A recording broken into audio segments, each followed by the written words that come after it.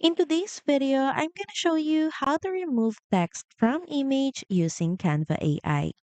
So start by opening up canva.com and here upload your image in your canvas. Then next is click on your image with the text in it.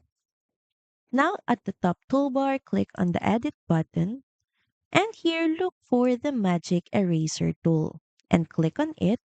Basically, it works just like an object even though it's a text, and you just have to do the same process in removing objects with the magic eraser tool. So first, select brush and brush over the area where the text is in your photo. Then next is click on the erase button. Canva will then remove the text and reconstruct the background automatically. If needed, repeat the process or adjust the image to clean up any imperfections. Thank you for watching this video. Also, feel free to use our affiliate link in the description. Bye!